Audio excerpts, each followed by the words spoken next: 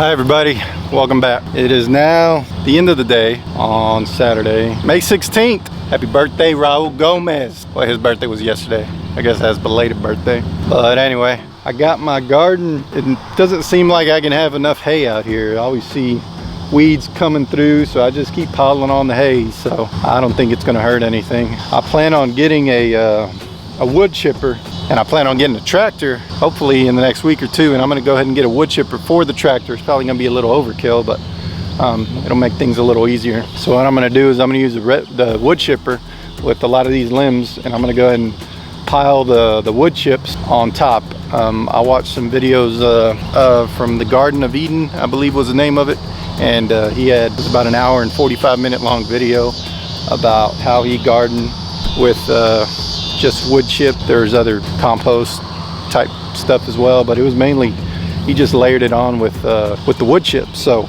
I'm gonna go ahead and try that. I got this hay laid down, of course. Once I get the tractor and the wood chips, I'm gonna go ahead and put wood chips on top of the hay. I don't think anything is wrong with that. I have been cutting down trees. I cut down my first pecan tree. I'll walk over there and show you in a minute. And I cut down one tree over there. It was in this corner. It's like a bundle of like 7 trees in one spot. You can see it over there. I cut it down earlier, and I just went ahead and used the limbs of it for the border. So I'm gonna go ahead and do that for the border. And yeah, these big ones are no joke. I was trying to save some money and didn't realize how much labor it was gonna be, but heck, I started it. So I cut down that tree and it gave me, I don't know, 20 foot here and 20 foot here. That's 40 foot, and I got 280 foot worth. So I got some work to do, but that's the way I want it. So it's gonna take some time. It's all good. I got plenty of that. Let me walk over here and show you the tree I cut down. Pretty excited about it.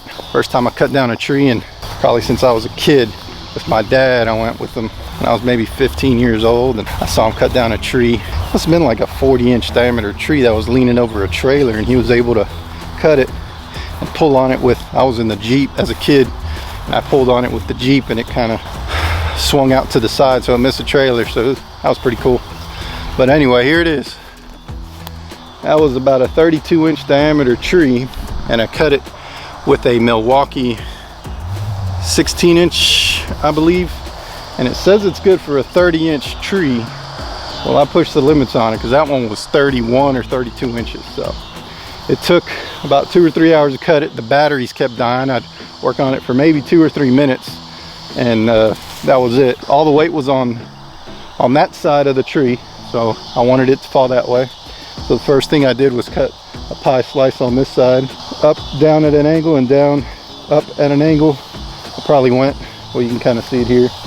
I went almost halfway through, probably about 40% of the way, and then I came in with just a slice here on the back side, and I would just cut it slowly, and then I'd hear it crack, and then I'd step back, and then I'd come back again, and I'd cut it slowly, and then I'd step back, hear it crack, and I'd come back until it finally gave in. It was pretty cool to see it because it slowly started leaning this way until that wedge, I cut out that wedge on this side, and it was leaning.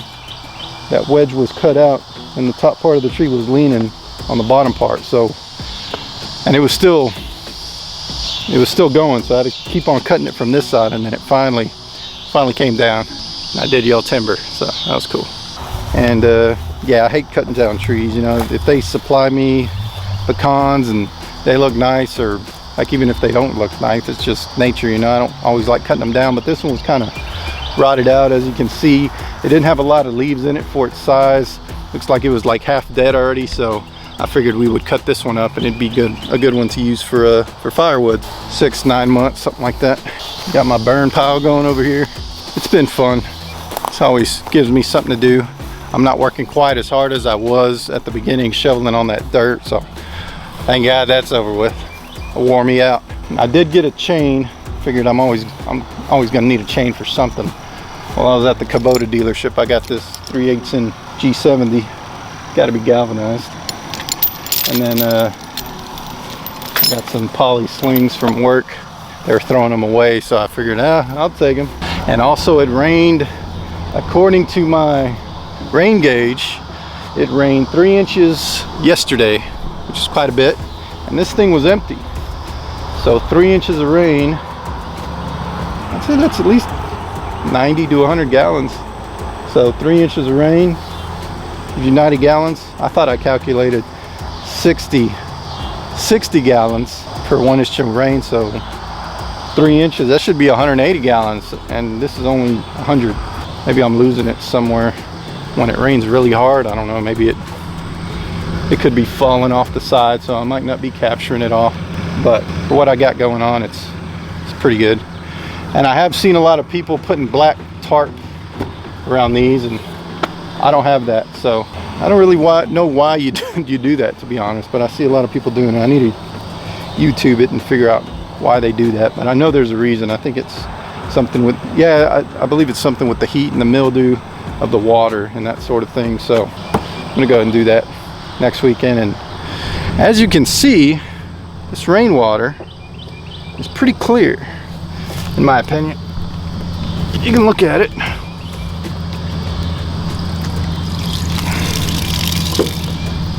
Oh no, that's pretty clear. I guess I could put it in a glass or something and show you, but I don't have a glass.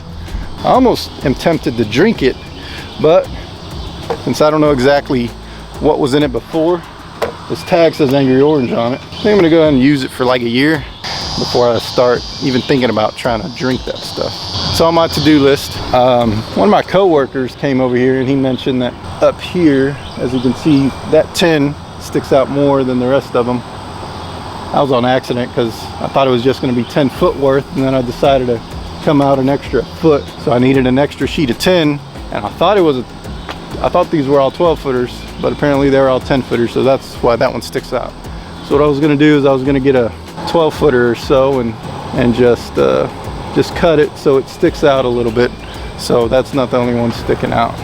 I'll probably have to put like an extra board close to this side here, an extra board on that side all the way down, something to nail to.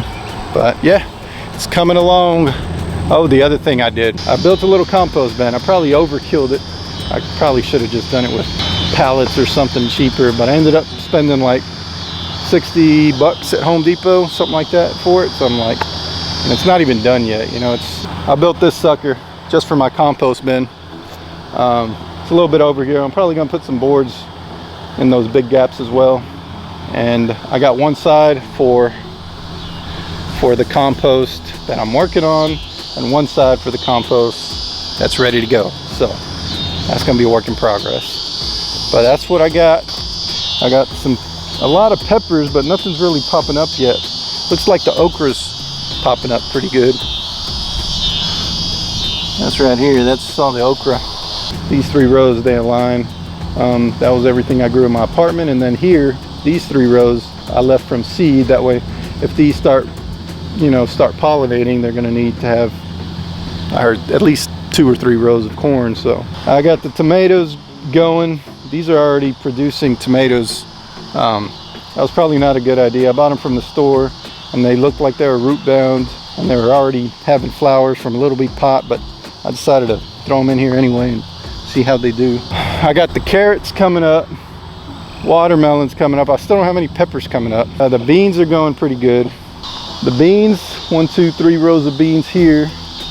Cucumbers, no, I'm sorry, cucumbers are here. Cucumbers are here.